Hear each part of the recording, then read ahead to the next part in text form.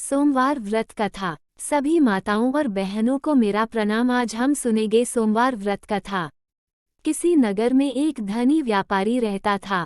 दूर दूर तक उसका व्यापार फैला हुआ था। नगर के सभी लोग उस व्यापारी का सम्मान करते थे।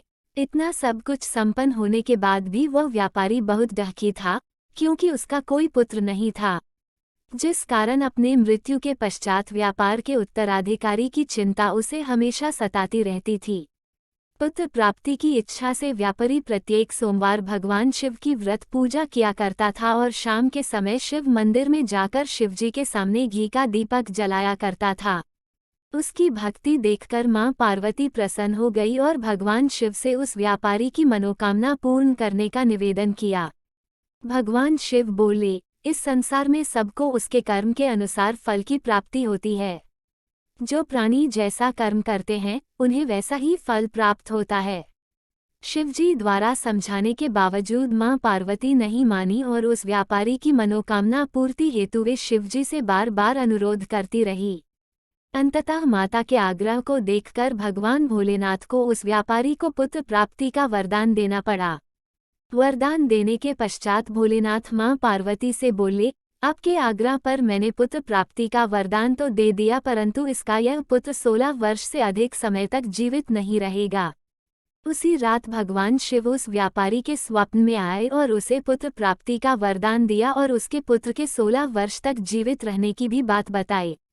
भगवान के वरदान से व्यापारी को खुशी तो हुई, लेकिन पुत्र की अल्पायु की चिंता ने उस खुशी को नष्ट कर दिया। व्यापारी पहले की तरह सोमवार के दिन भगवान शिव का विधिवत व्रत करता रहा। कुछ महीनों के बाद उसके घर एक अति सुंदर बालक ने जन्म लिया और घर में खुशियां ही खुशियां भर गई।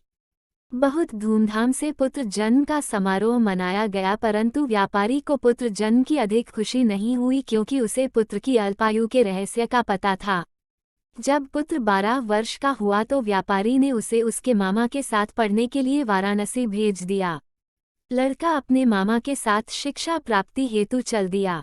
रास्ते में जहाँ भी मामा भांजे विश्राम हेतु रुकते, वहीं यज्ञ करते और ब्राह्मणों को भोजन कराते। लंबी यात्रा के बाद मामा भांजे एक नगर में पहुँचे। उस दिन नगर के राजा की कन्या का विवाह था, जिस कारण पूरे नगर को सजाया गया था। निश्चित समय पर बारात आ गई, लेकिन वर का पिता अपने बेटे के एक आंख से काने होने के कारण बहुत चिंतित था।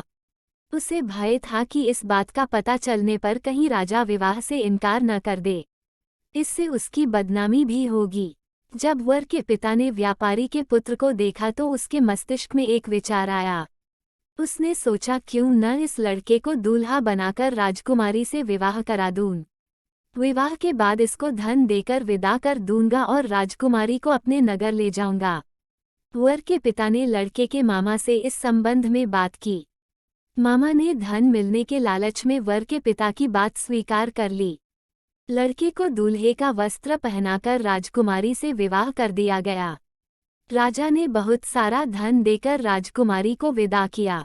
शादी के बाद लड़का जब राजकुमारी से साथ लौट रहा था तो वह सच नहीं छिपा सका और उसने राजकुमारी के ओढ़नी पर लिख दिया, राजकुमारी, तुम्हारा विवाह मेरे साथ हुआ था।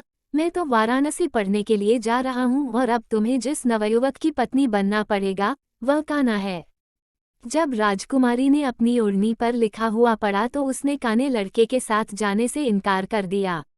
राजा को जब ये सब बातें पता लगी तो उसने राजकुमारी को महल में ही रख लिया। उधर लड़का अपने मामा के साथ वाराणसी पहुंच गया और गुरुकुल में पढ़ना शुरू कर दिया। जब उसकी आयु 16 वर्ष की हुई तो उसने यज्ञ किया। यज्ञ के समाप्ति पर ब्राह्मणों को भोजन कराया और खूब अन्न वस्त्र दान किए। रात को वह अपने शयन कक्ष में सो गया।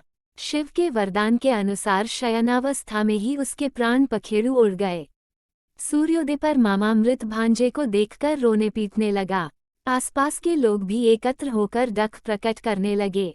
लड़के के मामा के रोने विलाप करने के स्वर समीप से गुजरते हुए भगवान शिव और माता पार्वती जी ने भी सुने। माता पार्वती ने भगवान से कहा, प्राणनाथ, मुझे इसके रोने के स्वर सहन नहीं हो रहे।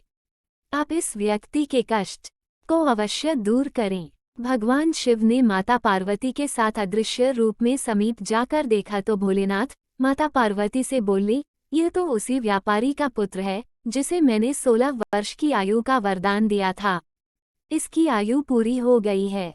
मां पार्वती ने फिर भगवान शिव से निवेदन कर उस बालक को जीवन देने का आग्रह किया।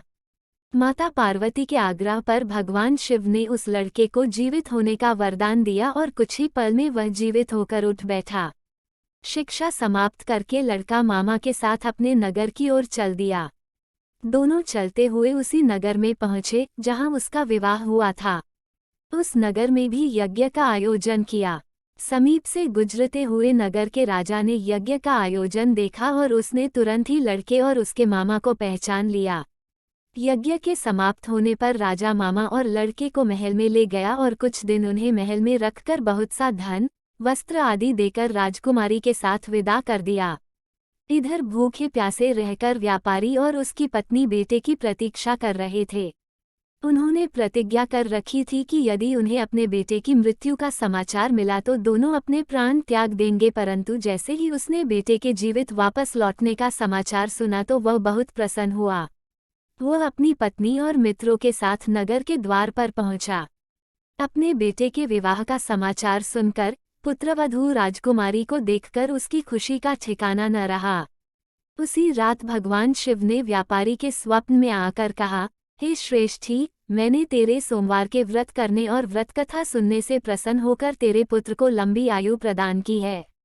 पुत्र की लंबी आयु जानकर व्यापारी बहुत प्रसन्न हुआ। शिव भक्त होने तथा सोमवार का व्रत करने से व्यापारी की सभी मनोकामनाएं पूर्ण हुई। इसी प्रकार जो भक्त सोमवार का विधिवत व्रत करते हैं और व्रत कथा सुनते हैं उनकी सभी इच्छाएं पूरी होती हैं।